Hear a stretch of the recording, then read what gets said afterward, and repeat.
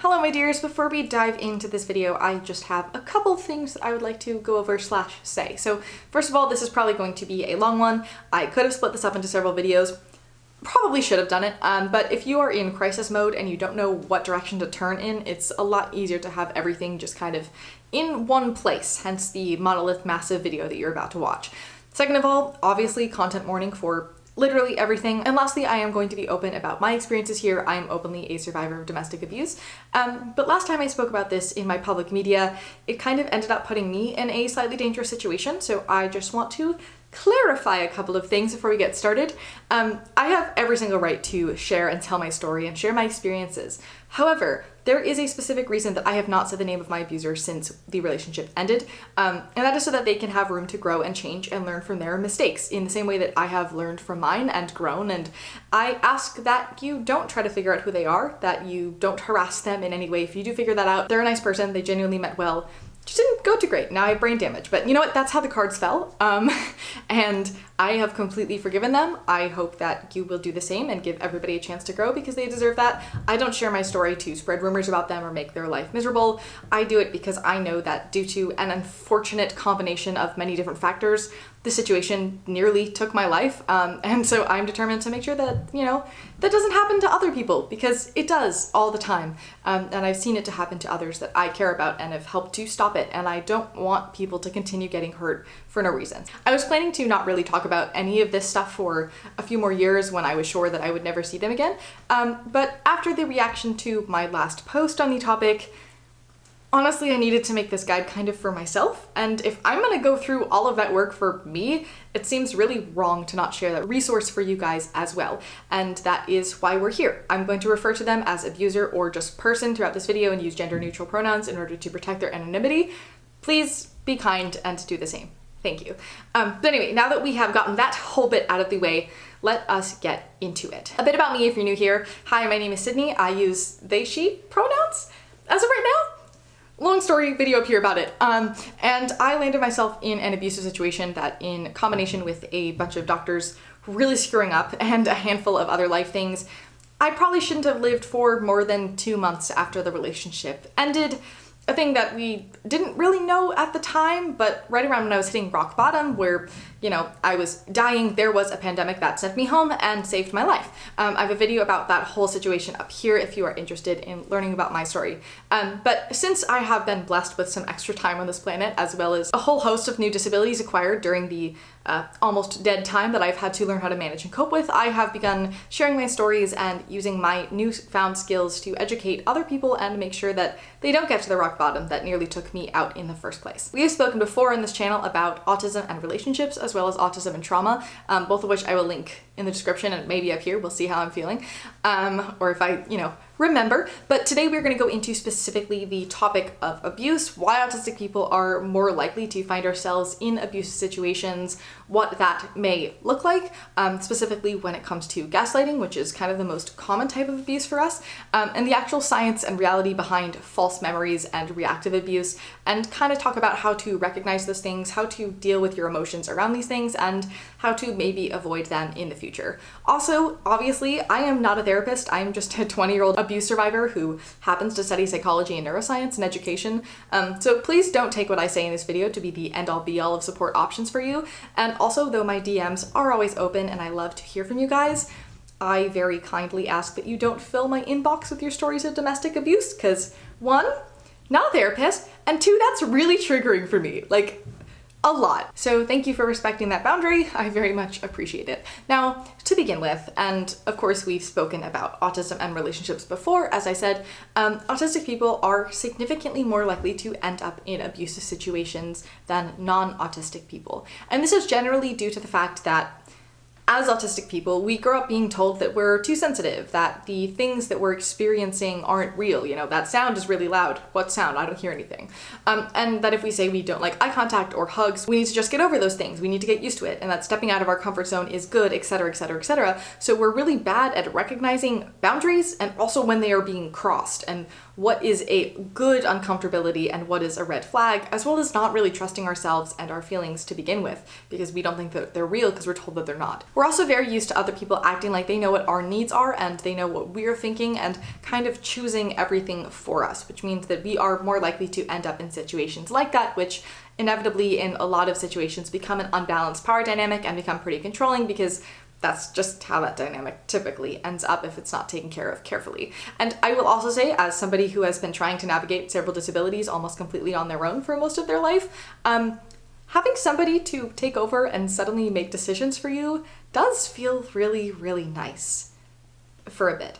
Also, autistic people often have two modes: one, obsessed about a thing, or two, relatively ambivalent or just completely forgetting about said thing, with like zero in between, which means that typically we associate absolute obsession with love, which isn't the worst thing, but you do need to be really careful with that because, you know, if you're obsessed, you're less likely to notice red flags. And lastly, if we finally realize that, oh, somebody is very bad for me and I need to get out of this situation, not only does this mean having to cope with the fact that they're not who we thought they were to begin with, which is really hard because, you know, change is really freaking hard, but then also we have to change our lifestyle completely at a time when we're trying to cope with the original situation to begin with. And that's really hard and doesn't always go too well. And all of this, of course, does not mean that you are doomed from the start. It's very easy to hear about these things and go, well, if I'm bound to get into an abusive situation, then like, why even try to date somebody? What's the point? And I fully had the same thought for a while. And did I have that thought all throughout my relationship with person and specifically told them that I was afraid of being abused over and over again? Yes, I did. Was I right? I was. But for real, just because that's the history of most autistic people does not mean that it has to be your present or future. And that's obviously why I make content like this, so that doesn't have to happen, because I want to break that cycle. So I'm not saying, hey, you're screwed, good luck, but rather hey, you have a tendency to not notice these things, so here's how you notice them, and here's how you cope and how you get out of it, so that if it does happen, you're not completely lost and drowning like I was. And I don't know if any of that made any sense, but what I am trying to say is that all is not lost. Autistic people find amazing and healthy relationships and partnerships and marriages all the time.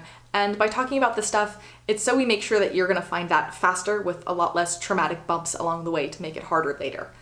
Hopefully. So to begin with, we're going to talk about gaslighting. And this has become a bit of a buzzword of sorts for our generation, which on one level, very annoying because people don't take it as seriously as they really should. But then at the same time, part of the reason that it's become a buzzword and it's being so overused is because people are beginning to realize that, well, they've experienced gaslighting in tons of different situations, and they're finally starting to speak up about it. And I think that that's really important to acknowledge, because as somebody who is in a bunch of minorities who now studies relationship stuff and psychology stuff and human communication, I can very confidently say that I have been gaslit by somebody somewhere at least once a day for my entire life, if not several times a day. So while it is kind of a buzzword that isn't always used in the correct context, it is kind of as common as people are making it seem, and it's important to notice that. But anyway, so I digress. Gaslighting as a term originated from the 1938 play and 1944 film adaptation called Gaslight, where the protagonist's husband slowly manipulated her into believing that she was going mad by slowly dimming the gaslights, among other things, and telling her that absolutely nothing had changed, so she thought she was going crazy. And then basically, as a wider definition, is a type of abuse where a victim is convinced that they cannot trust their own judgment, cannot trust their own mind, and that they're mentally unwell, and basically manipulating that person into questioning events, memories, opinions, and thoughts. And as with all abuse, it's usually not on purpose, and it can happen in any kind of relationship, and it also happens more to people in minorities. Some examples of this include colleges continuously claiming that racism doesn't exist at their institution, or doctors telling patients that they can't be having the symptoms that they claim to experience, or friends saying that an event that you very clearly remember happening never happened, or a partner saying that you gave consent when you're pretty sure that you didn't, and lots of other things. And obviously, it's very difficult to notice when this is happening, simply due to the nature of the type of abuse for anybody experiencing it. And for people who struggle with social cues, well, it's near impossible. And again, it's usually not on purpose, and perpetrators may not even know that they're doing it. A lot of times they have no idea. Like with the racism example, the college may fully believe that racism does not exist at their institution because, well, they don't experience it because it's a primarily white-run school. And your partner may very much think that consent did happen in the situation, even if you know for sure that it didn't. So a lot of the time when you speak up saying, hey, this is a thing that happened, I didn't like it, and people respond by trying to convince you that you're not actually telling the truth, in most cases it's them trying to convince themselves that that's true because they don't want to be personally responsible for said thing, whether they're aware of that or not, because in general, humans very much struggle to recognize and to realize other points of view and other truths of the same situation, as well as, in general, humans don't really like confrontation or being called out or having to change themselves or their way of thinking. It's just kind of human nature, unfortunately. And when I first learned about gaslighting, I was really confused as to why somebody would do that. I mean, I loved a person who gaslit me for a really, really long time, and it never made sense to me as to why they would do that. And everything that I read about gaslighting abuse was like, it's a way they try to gain power in a situation. And I didn't understand why they would want to do that, because they didn't seem like the kind of person who would want to gain power over another person to control them. But then when I got the chance to actually sit down and have a discussion with this person, and I brought a list of notes with all of the hard facts that I have backed up with journals, planners, and journal entries, and all of those things, because, well, they happened in the period of time that my brain decided to just hit Control-Alt-Delete and, get rid of those memories, I actually watched them gaslight me in real time by saying that those things didn't happen, that they would never do things like that, etc. And I found myself very surprised at how incredibly kind they were. Like, in order to cope with everything, my brain just kept telling me like, oh, they must have been really mean and scary. But instead I just kind of found a scared person who knows that they messed up, but doesn't want to admit it to themselves. So instead they try to change the narrative so that I will maybe let them off the hook for these things by over-apologizing and saying never mind and making excuses for their behavior and saying, oh, maybe I was just too sensitive or I didn't understand or something like that. Like, this behavior wasn't intentional, and I don't think that they could have explicitly even named this if I had asked them about it, but I also know that the second I called them out on the specific thing and said, you're avoiding responsibility for your actions, and telling them that maybe they may think of these events otherwise, but I actually have hard proof that that's not what happened and attention isn't impact, they turned gray and kind of stopped talking. I'm expecting a lot of comments on this video that are essentially going to be like, Sydney, what's wrong with you? Why are you sympathizing with your abuser? But the thing is, the world isn't black or white and good people and bad people. There is a lot of gray area, and I completely understand how these behaviors were reinforced. And I'm not saying that it's my fault that I was treated this way. Do not get me wrong on this. There is literally no universe in which being gaslit or abused is the victim's fault. That's not the case. But I do understand how, whether they knew it or not, the result they wanted from these behaviors were the ones that they got. So they kept doing that behavior in an effort to feel some control over themselves and me, whether they realized it or not. And I totally see how that happened, and how I left the situation convinced that they had done their very best to take care of me, a poor, crazy, insane person who can't be trusted to make simple decisions. And now I know that no, in fact, I was living in an alternate reality that they unwittingly created for me so that I could be the partner that they wanted and they wouldn't have to take responsibility for their actions. They're not a bad person. I truly don't believe there's such thing as a bad person. My abusers in life just have a specific image of themselves that they're uncomfortable with facing and changing and learning from when other people call them out on that, and instead take out that insecurity in other people. Like me. So when I initially researched gaslighting and I found examples of gaslighting as, what do you mean the sky is blue? The sky has clearly always been red. Your dad is colorblind, so you probably are too, and you really should go get your eyes checked. And making that person suddenly start to doubt the colors of things, I felt like that was never entirely what my experience was, because every source made it seem like the person who does this is an awful person who needs to feel superior in order to feel equal, and that they isolate you from your friends in order to keep power over you and all of those things. But at least in my reality, it was more of me going, hey, I felt pressured by you to do this thing I didn't want to do. And they went, I didn't pressure you to do that thing. You said you wanted to do it, and I was just supporting you and trying to, get you to step out of your comfort zone, which is a thing that you can't really majorly fact check. And it seems like maybe it was just a misunderstanding that I can just brush off and move on. And, if I kept track of all of the times that happened, well, that would seem really weird and mistrusting of my partner. But here's the thing. Abuse is a pattern of behavior, not a one-time thing.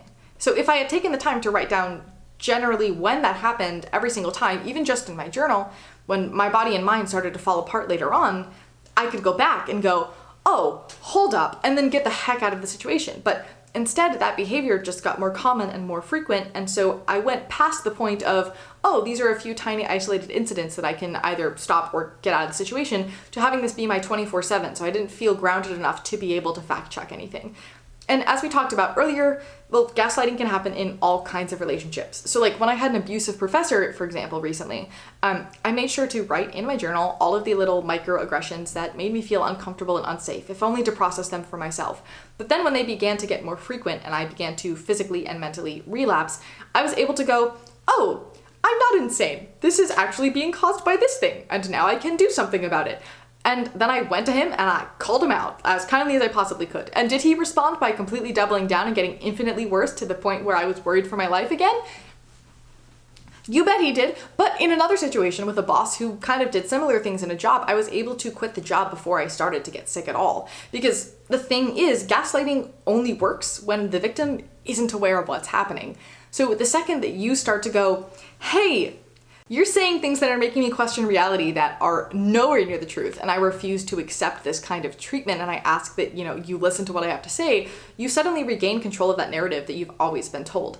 And in the case of my professor, yes, he got worse after I called him out, but since I knew what to expect, he was much less likely to get into my head and make me question reality. Of course, on days when I didn't feel very good, or when I was feeling a little extra tired or anxious, it was harder to ignore those things that he said, because it's hard to ignore them, but rather than being completely isolated from all of my friends, I could actually talk to them about what was going on and say, he's in my head again, and they could support me. And the first time that I experienced gaslighting abuse, I didn't trust my own mind, and so I just felt icky and weird and unnatural, and so I responded instinctively by hiding myself from everybody until my brain got better. But then, of course, I'm not gonna completely isolate myself from my partner. I mean, it's my partner. So that meant that they became the only person feeding me information, and that was just a negative feedback loop because there was no way for me to externally ground myself with other people in order to realize what I was experiencing. I mean, I've gone on a little bit of a tangent here, but when it comes to the signs of gaslighting, thinking or imagining things, having the person deny that they said or did something even though you have proof, accusing you of doing things that you know that they themselves have done, isolating you from your support system, making you feel like you can never be right, or like you're crazy, or like you're delusional, or like you don't know what's going on and you feel kind of like you're not allowed to have feelings or emotions, and you never know if you're on good terms with this person or not. And sometimes you become a people pleaser so much that you lose your own sense of self and frequently space out and get easily triggered and start to just seek reassurance literally anywhere that you can, and often feel emotionally and physically fatigued. Well, the biggest way to fight all of those things is to reach out in every single direction. Talk to people, especially those who are completely removed from the situation. Journal out everything. Take time to restore trust and confidence in yourself. And that includes self-esteem things too, because you are worthy, you should take up space, I want you to take up space, and you're good enough, and you deserve to trust your own mind.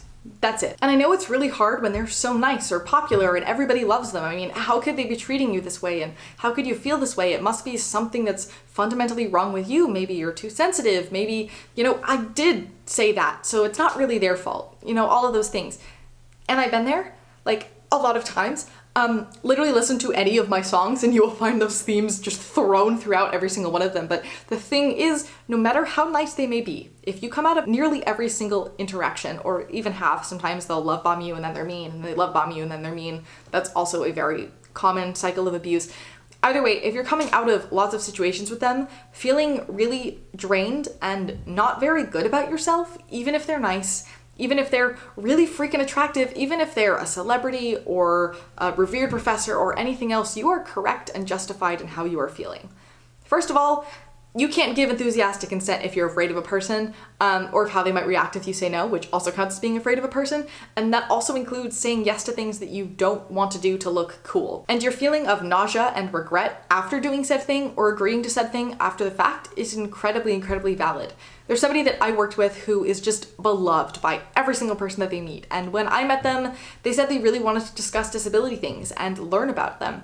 And I left that meeting thinking, I mean, they're really nice, but I also think that they might have just told me I'm a burden who doesn't deserve accommodations, and I may have agreed with them. And obviously, I don't believe in that, and I felt terrible for agreeing to that. But I now know that if you're in a situation where you're being pressured and kind of taken advantage of in one way or another, you kind of freeze and you become a people pleaser. Regardless of whether the other person or people in the situation are aware of that, you're going to end up doing things that you do not mean to do. And you will agree to things that you do not mean to. And that's why you can't give consent and still leave a situation feeling like you've been assaulted. And while legally that probably wouldn't be seen as assault in a court of law, when you become effectively asexual for a couple years and you have to stop watching anything that involves even the insinuation of sex or romance, otherwise you'll become physically ill, still assault. Whether the other person knows that it was or meant it as such, that doesn't matter. It's your reality and you're living with the consequences of their actions, and your nervous system has decided that it's trauma, and you sure as hell can call that whatever the heck you want. Don't judge yourself too harshly for decisions that you made and said out of fear. I've digressed yet again. We're gonna get back to that topic in a wee bit. So anyway, after this interaction with this person that everybody loved, every other person I talked to was like, really? But he's so nice. There's no way he could be like that. And it made me think that, well, I was probably losing it. So I journaled out as much of that interaction as I possibly could remember, and then I sent it to my friend, and they told me that I was very correct in how I was perceiving that, and that I really shouldn't doubt myself. And lo and behold, over the span of the next couple months of working with this guy, everybody else slowly started to realize that maybe he wasn't as nice as they thought, and they all started coming to me asking if I was okay after the fact.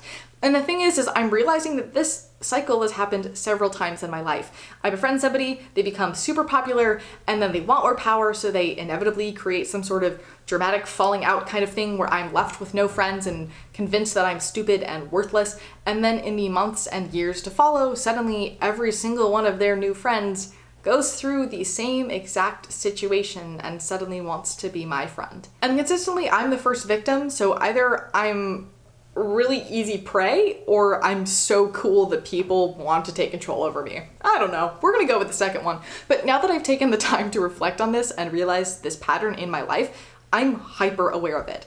Does it still happen? Of course, but not as dramatically, not as frequently, and with significantly less toll on my mental and physical health than it used to. I'm also much more likely to get the heck out of there before it even gets remotely bad. I mean, at this point, the only abusive situations I experience are ones I can't get away from, whether that's because it's a professor or a group project or somebody who lives on my floor or a family member or something else like that. And if it's in the friend or relationship category, I call them out the second I start to see a pattern forming. I give them a second chance, and if they blow it, I am out as soon as I possibly can be, because I know that I'm vulnerable and I refuse to let that happen to myself again. And speaking of that, I typically see patterns forming because I journal every day. I write down what happened and how I feel consistently every single day, and that inevitably is going to pick up things that are patterns of behavior, so I can go back and I can find them again. And I've always journaled since well before the abusive situation that led me to where I am today, and I found that before that situation, it was often either insinuated or explicitly said that the fact that I kind of keep track of everything so diligently, especially little tiny nitpicky things that a person may have said or whatever, was, quote, serial killer behavior. Like, apparently it's a red flag if I keep track of all the times my partner has made me feel like a piece of poo, because apparently that means that I do not trust said partner. But now that I have diagnosed memory loss, I've been told how smart and wise it is of me to keep a journal so I can keep track of things. But here's the deal. Do I have diagnosed memory loss? Yes, I do. But is it likely that a very large portion of that memory loss is a bit of placebo effect, and that the world gaslights me so much that it's easy for my brain to just feel foggy and for me to think that I don't remember things properly because that's the narrative that I keep being told? I don't know. Research has shown that in general, autistic, ADHD, and mentally ill people typically do have some funky, messed up memory situation going on, but I wonder how much of this is really the case and how much of that is just thinking that we can't remember stuff properly because people keep telling us that our own thoughts and experiences aren't real, so we just stop trusting our own brains. And I found that once I've started diligently keeping track of everything, there are a lot less gaps in my memory than I initially thought existed. I just kind of struggle with the whole like retrieval queue thing to be able to retrieve said memories, because my brain works more or less like a constant flashback, and there are very few ways for me to manually recall my memories. It's very bizarre. But anyway, Another digression. Moral of the story here is that it is fully valid to journal and write down literally anything that you want to write down at any point ever. Nobody can come at you about that. Do whatever the heck you want. And as somebody who has rarely been able to trust reality due to a combination of dissociation issues, memory loss, and misreading social cues, if there's some sort of misunderstanding, I can actually go back and I can figure out what the heck happened. And I can also spot when things are going wrong, and I can call people out on their BS if I need to. So, moral of that story, if you find yourself constantly in toxic situations over and over again and unsure how you end up there, find yourself a pretty notebook, start some daily reflections. You're going to learn a lot about yourself and about other people. Also, this seems like a pretty good time to talk about false memories. I spent many years of my time in the field of psychology being told about false memory and how easy it is to implant false memories into people, which, as a victim of gaslighting abuse, made me go, well, you know, they and all of their friends say it wasn't real, so it couldn't have been. Why trust myself against all of them if false memories are real and pretty prevalent? But now I am in a memory class where I've heard this idea said yet again, and since I am a nerd who, after the whole eugenics and chemical imbalance research thing, I no longer trust science at all, so I did a little bit of digging, and here is what I found. There is this study that is used constantly in courts of law that says that 15% of participants appear to develop false memories in implantation experiences, and the study is often used to exonerate abusers. But here's the thing that they don't say. In those studies, family members and other trusted witnesses in relation to the participant were the ones who were deliberately deceiving these participants, including the use of doctored photos and journal entries. So, who's moving all of their furniture right now? Anyway, basically, the only people able to implant false memories are ones who are very much trusted and who work really, really hard at it. And countless other studies show that victims of childhood abuse, especially those experiencing chronic abuse, are extremely likely to develop high levels of dissociative symptoms, including amnesia for abusive memories, which we've talked about before, with an increase in forgetting of abusive events for a period of time in 42% of abused individuals. And the majority of those individuals reported that at the time of that abuse, they experienced gaslighting and threats about telling anybody, or even they were told that this behavior was completely normal or not taking place at all whatsoever. So to clarify, foggy memory and dissociative symptoms are significantly more common in people who have experienced abuse, especially if it's repetitive or chronic abuse, which is the definition of gaslighting abuse. And it is also very common for abuse victims to forget that abuse altogether for a period of time, often resulting in latent realization, which is directly connected to threats and gaslighting at the time of said abuse. 15% of participants in a study developed false memories as a result of implantation experiments by a trusted loved one. But did you know that the CDC reports that nearly 26% of Americans have experienced verbal or physical abuse in their homes? Which makes it seem an awful lot like the 15% who had implanted memories probably had some sort of overlap to the abused population because, well, we're more liable to believing what other people tell us because we know that we're more spacey and more likely to not know what happens and that we're more dissociated. And did you know that the guy who funded the initial study was a guy who created the False Memory Syndromes Foundation right around the time that he was facing allegations of abusing his daughter, and that this whole section of science has been more or less widely debunked? Because I sure as heck did not know that, and I would have loved to know that during the period of time that I was convincing myself that I had false memories of abuse because I so badly wanted to defend my abuser. I also learned that in this rabbit hole of research, and yes, I did make this the topic for my final paper in this class because I knew that I was gonna have to research it for this video, and therefore made my final paper a byproduct of my channel to make myself actually motivated to do it. Oopsies! I learned that countless studies have actually shown that people raised as women are significantly more likely to experience child sexual abuse and other betrayal traumas, which are the types of trauma that are more typically related to dissociative disorders, forgetting, memory issues, and issues with recovering memory because it is typically more chronic and more likely to be forcefully hidden through threats and gaslighting. And that the perpetrators of said abuse are typically people raised as men, many of which have self-reported as having taken steps to make themselves seem more believable to others than their victims, again, making it more likely that these victims are going to be forcefully silenced or have foggy memories of those abusive events and not report it to others until long after the abuse has occurred. Especially because, well, just in general, due to society, neurotypical people and men are taken way more seriously than disabled people and women are, and that's just an unfortunate fact. So overall, this just kind of furthers my opinion that false memories don't exist. I'm just a spacey child, and no matter how much my abuser and all of their friends may try to convince me otherwise, It's not false memory if I have journals full of information and photos from specific events. I wasn't misremembering at the time, and I'm not misremembering it now. So sure, I may be more susceptible to having people try to implant memories into me now that I do have significant memory loss, but I also know that when somebody does that, my brain goes, that feels wrong, and then it suddenly produces a very weirdly detailed version of the correct memory. So now that that is now debunked, and no, you're not misremembering, that is not scientifically a thing at all. And even if you were kind of misremembering it, the fact that it was a traumatic thing for you means it's going to be a more clear picture in your memory than it would be for your abuser, because for them, it was just a random Tuesday, and for you, it was a formative, life-changing, brain-changing event. Even if you forgot about it for a while and it's now suddenly come back up, because that's apparently how the memory of traumatized people naturally works. Also, the majority of neurodivergent and/or minority people are traumatized people, so that's how all of our memories work. So now you know. I will link all of the studies I read about this in the description for you. It is a really interesting topic. Also, I do have a video about memory loss in relation to trauma and how that works up here if you would like to check that out. And I might throw in that if your abuser tries to argue with you and say that it wasn't abuse because they didn't mean it and because they didn't hit you, remind them that violence is not just physical violence, and also that very few abusers mean to abuse, and also that abuser is not a permanent term.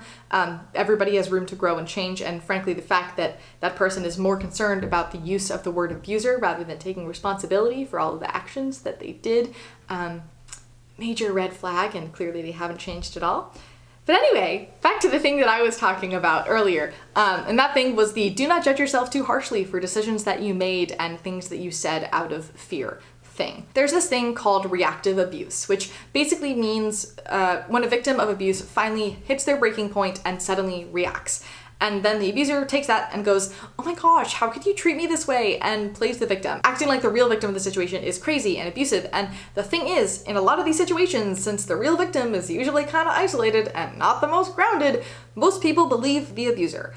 And so the victim starts to think that for sure they're losing their mind, and they start to feel really, really guilty for their actions and think that, in fact, they are an abuser and a bad person for doing this. But here's the thing.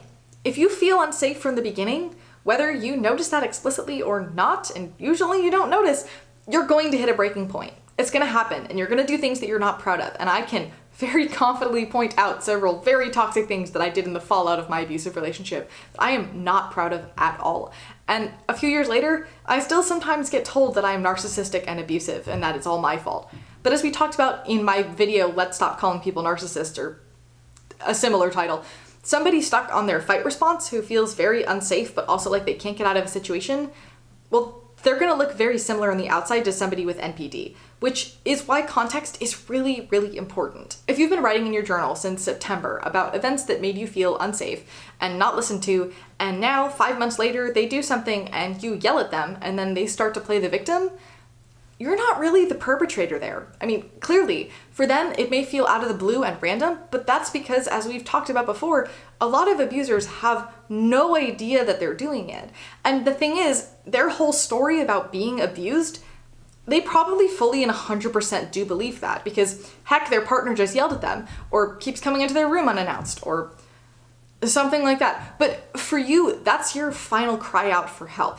And they may sit you down and explain that you are delusional and that actually they have been nothing but nice to you and you can't treat them this way and that it's your fault and that it's unfair to them and it's unfair to suddenly start calling them an abuser because we both contributed equally to the situation, or, you know, we've both equally been bad or whatever. But here's the deal. You can accept the consequences of your actions. You should probably do that. And you shouldn't say, yeah, I was really awful, but here's why I did it, so that makes it okay, and hope that that gets you off the hook. Because you need to recognize your own negative patterns of behavior and fully accept the consequences of that. Like, yes, I did some really not cute things because I was literally dying and I was trying to cling on to literally anything I possibly could in the hopes of getting better. And I'm not proud of it, and I've apologized for it several times, and I've done a lot of work on myself to learn from those behaviors and make sure I don't do them again and understand why I did them, and I've stopped myself from doing those things again when in a similar situation. But this also does not mean that the initial abuser gets off scot-free, because in a way, they kind of created the monster that came after them. It's not a thanks for telling me you screwed up, glad you recognized it, goodbye. It's a thanks for telling me you screwed up, I acknowledge my responsibility in making that happen, and I'm really sorry that my patterns of negative behavior made you feel unsafe enough that you felt like the only option was to lash out with those things. Because the second that you're told that you're being abusive, any further abusive behavior is a choice. It is a conscious decision.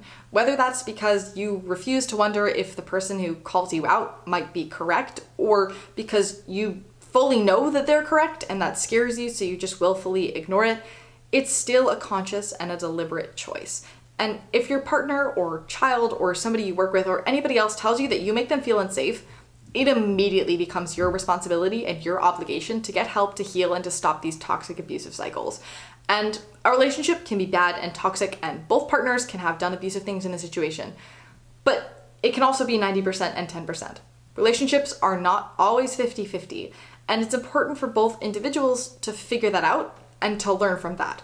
And typically, the one who actually follows through, the one who does accept the consequences of their actions, the one who does start going to therapy and feels incredibly guilty for their behavior and wonders if maybe they'd caused it and apologizes profusely and tries to get on the good side of the other person, is the initial victim of the abuse, while the abuser, convinced they've done nothing wrong, just continues on with their lives and presumably, probably the same patterns of behavior.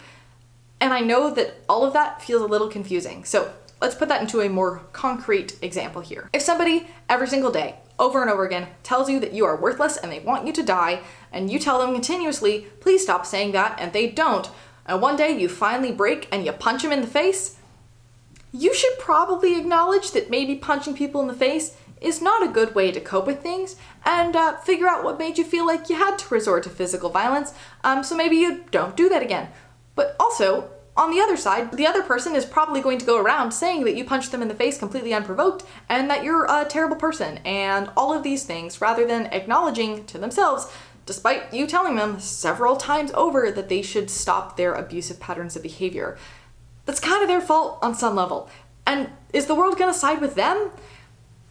Probably, because in all likelihood, they were saying that stuff in order to gain more popularity. But other people do notice, and eventually you're gonna find that everybody's gonna start coming to your side, even if that takes forever. And that person may never learn from that, and maybe they will, but either way, that's not your job. You tried to tell them what was going on, and they refused to listen, and they saw the consequences of that.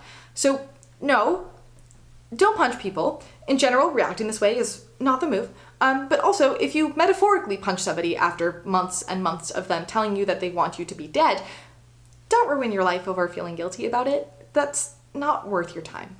But let's talk about the aftermath aspects of this. Whether you're still in the abusive situation because you can't really get out of it, or if you've escaped it and you're trying to pick the pieces of your life back up, on some level, this can kind of be the hardest part. In my head, I always thought that the escape was the hardest, but once I'd escaped and I thought, I can finally relax, I'm free of this person, that was when my brain and body was no longer in fight or flight mode. And so that's when it started to actually process and try to cope with everything that had happened. And suddenly I was debilitated by flashbacks, and I so clearly remember just like the burning anger after all of these things that they had done to me, and I was still suffering from the consequences of their actions while they just got to continue living their merry life as if nothing had happened and they had a crazy girlfriend once. And if this is your first video of mine or your fifth, I think it's pretty clear that I'm not an angry person, and I really dislike being angry. First of all, because autistic people are often painted to be very angry people, and I don't want to add to that stereotype. Also, angry people really frighten me because trauma, and also because I've never really felt like my anger led to anything majorly productive, and nobody really listens or takes you seriously when you're angry. But here's the deal. First of all, anger is normal. It's a normal emotion, and it needs to be felt, as much as I really hate to feel it. I was once told that anger is a band-aid emotion to hide the hurt underneath, and I've used that to say, cool, I'm just gonna skip the angry bit, and I'm just gonna solve the hurt bit, and I'll kill two birds with one stone. But that is not really how processing things works. Second of all, autistic people and minority people are stereotypically angry because we are angry at the fact that the world screws us over every single day. And that's okay, and that is normal. And if you weren't angry, I would be a little concerned. Anger does not mean hate. It does not mean that you're being hateful towards someone. It means that you have enough self-worth and that you are upset about your own negative treatment, which frankly is quite admirable. So now I use my anger for good to the best of my ability. I realize that my anger is me saying that something is fundamentally wrong, and then I try to figure out what that may be, and I try my very best to fix it. That's why I'm here. That's why I do what I do, because the thing with surviving gaslighting abuse and other forms of abuse and trauma is that people just take a story that they've written for you and they say, that's it. That's who you are. And sometimes the only thing that's strong enough to take that story and rip it to shreds and write a new one for yourself is anger. So as long as you don't punch anybody or say anything too mean or do anything that you're not proud of and doesn't feel authentic to you, don't be ashamed of feeling anger. You're allowed to, it's natural, and you shouldn't let anybody stop you from feeling. And the same kind of goes for grief. It's a sign that you care deeply and you were impacted by that thing. Like, I miss my abuser all the time, and I was so ashamed of that, but they were such a big part of my life. First as a good thing, and now as a very, very bad thing. But I do miss the idea of who they were at the beginning, and I grieve the loss of the person that I was before this whole thing happened. And that's all completely normal, and that's all part of the process. And honestly, it would be so much weirder if you felt zero emotion towards that person or the situation as a whole. And also know that there are some things that you simply won't get over, and that's okay. You're not meant to exist as if nothing happened to you. Your life path really changed because of this situation, and you deserve to acknowledge that and feel the feelings that go along with that experience. You're also obviously under no obligation to forgive your abuser, even if they've apologized. And if you do forgive them and, they have learned and they've grown and they changed, you're also under no obligation to let them back into your life either. They've lost that privilege. And I've fully forgiven my abuser the majority of the time. But do I ever want to sit down and have a conversation with them? No, not at all. And that's super okay and super valid. And do I sometimes get really angry at them even though I've forgiven them? Yes, I do. And those two things can also happen at the same time. Look, I've always been fed the narrative that what doesn't kill you makes you stronger. I think we all have. But here's the thing. What doesn't kill you can also make you more sensitive and insecure. It can make you cry more easily and get overwhelmed at small things.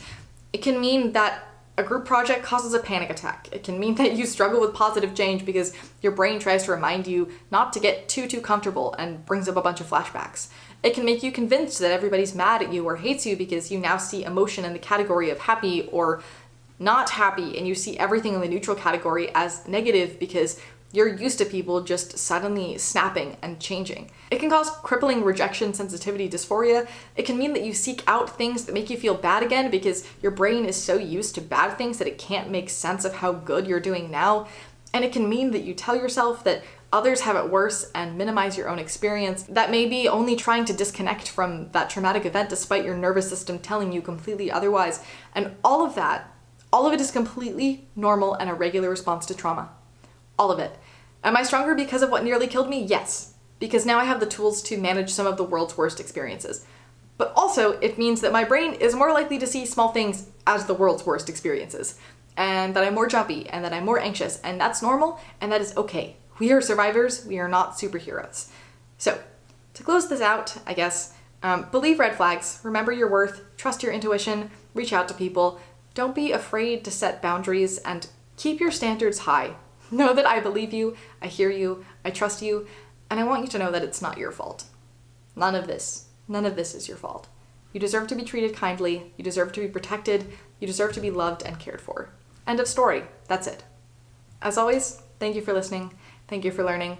It is never too late to start over. And I look forward to seeing you, my dear, in the next one.